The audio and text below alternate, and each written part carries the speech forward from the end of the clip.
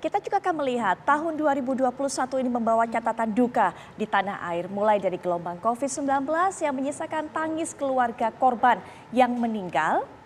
Juga ada kelam korban kejahatan seksual. Ada juga kisah kejahatan seksual yang tadi sudah disebutkan oleh Pupi sepanjang akhir tahun 2021. Kasusnya ini mulai bermunculan, tidak hanya satu tapi banyak sekali. Ini juga menjadi sangat terpukul bagi kami dan juga untuk seluruh masyarakat Indonesia. Dan juga ada hingga kemunduran demokrasi tanah air yang ditandai dengan semakin sulitnya bersuara beda. Ya, inilah yang menjadi sorotan pemirsa dari redaksi TV One sepanjang tahun 2021 dan tentunya dengan harapan di tahun 2022 menjadi lebih baik untuk kita semua tentunya.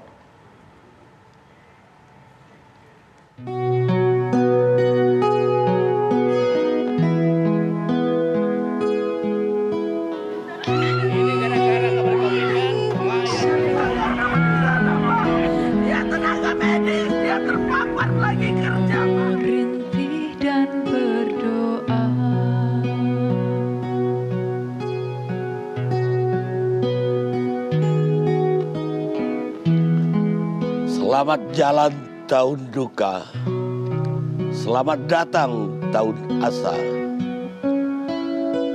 TPU Pondok Rangun, salah satu saksi bisu ganas sejak COVID-19.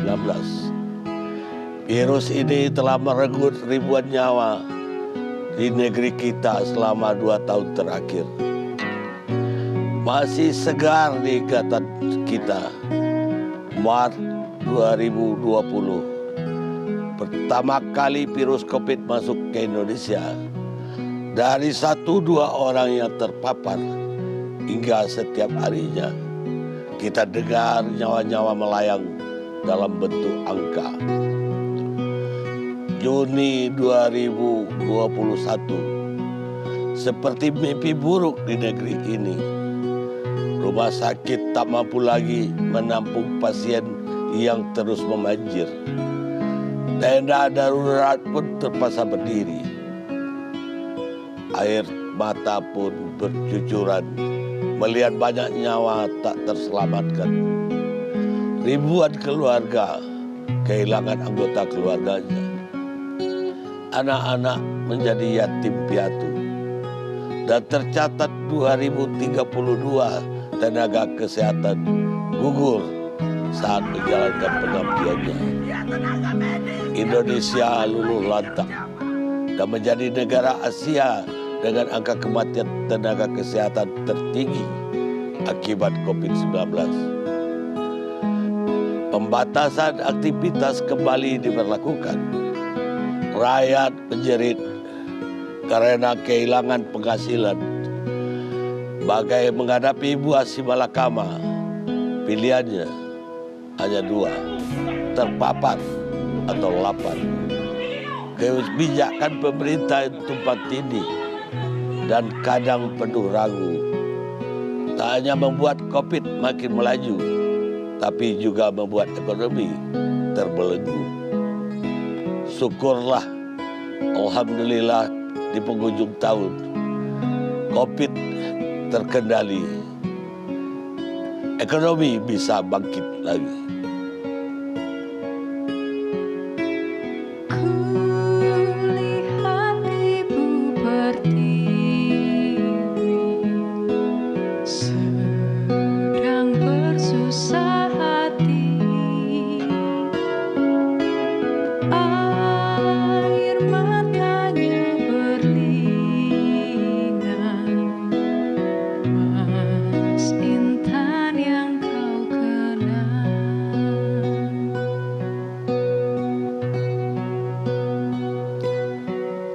Semerbak bunga telah pudar, satu persatu kelopaknya lepas. Bahkan kuncupnya pun diserang oleh virus nafsu. Bunga yang bakal mekar kini mengeriput, layu, lunglai, runtuh, dan berderai. Para pelaku kejahatan seksual terus merajalela. Tak ada lagi kemanusiaan yang terbesit.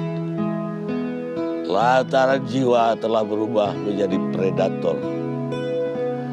Tragisnya sebagian pelaku adalah kerabat, saudara, orang terdekat, hingga penguasa. Predator berkedok guru agama, dosen, hingga oknum penegak hukum. Universitas berada di ujung teratas yang menjadi tempat terjadinya kejahatan seksual.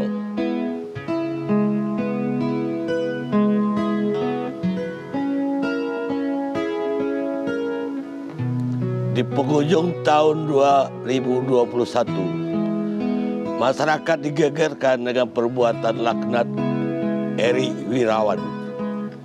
Seorang guru agama telah memperkosa 21 santriwatinya yang masih belia. Akibatnya para remaja itu melahirkan 9 bayi tak berdosa. Satu persatu korban bersuara. Namun yang terdengar hanya rintihannya, yang terdengar pilu. Ingin mereka berbisik mengadu, tapi lidahnya tercekat rasa malu. Ingin menjerit minta keadilan, tapi tersandera oleh cibiran. Ingin melolong minta tolong, tapi tidak sanggup lagi karena trauma yang terlalu panjang.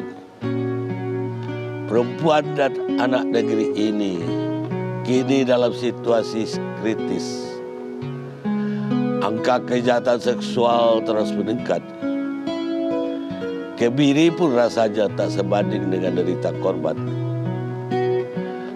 Hukum harus ditegakkan dan keadilan harus berkumandang agar kejadian sadis ini berhenti sampai di sini.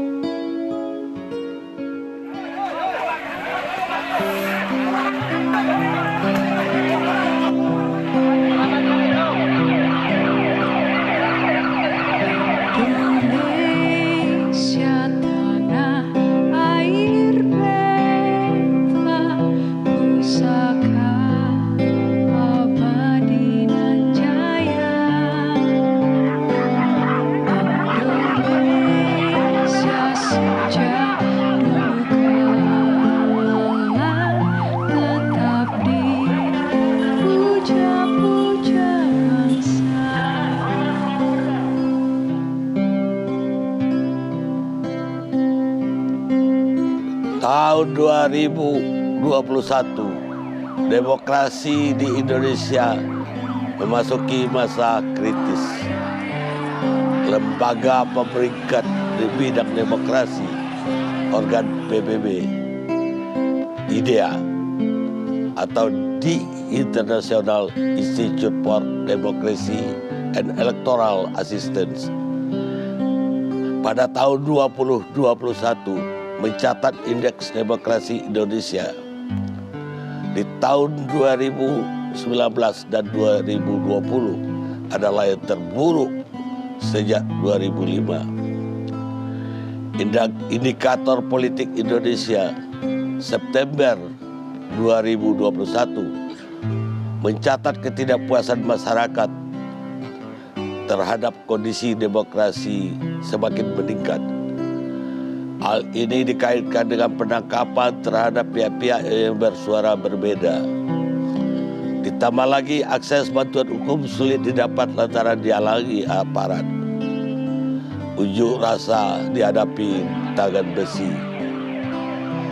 Pelemahan KPK menjadi puncaknya. Selain undang-undang KPK diubah, 75 pegawai KPK dinyatakan tidak lolos tes wawasan kebangsaan. Lembaga anti rasuah dianggap tak lagi bersih dari kepentingan abadi. Sementara korupsi semakin menjadi-jadi. 26 November, Mahkamah Konstitusi membuat kejutan.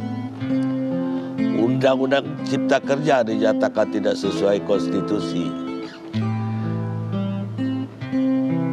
MK meminta pemerintah dan DPR merevisi Undang-Undang Cipta Kerja selama 2 tahun ke depan. Namun banyak pihak menganggap putusan MK ambigu. Jika undang-undang cipta kerja cacat atau inkonstitusional, mengapa dalam masa perbaikan undang-undang tetap dinyatakan berlaku? Tahun 2021, Trump temaram demokrasi, namun harapan masih ada. Pemilu 2024 menjadi pintu masuk asa baru, demokrasi yang lebih baik.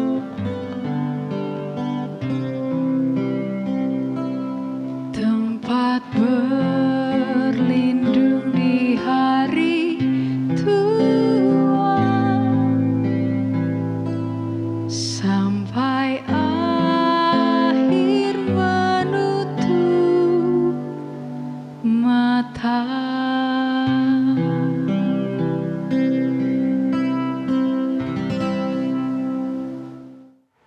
Ya, itu tadi catatan Karni Ilyas. Setidaknya tadi sudah ada 3 poin yang disampaikan mengenai kasus COVID-19, kemudian mengenai kasus predator anak, dan yang ketiga adalah menurunnya indeks demokrasi di Indonesia.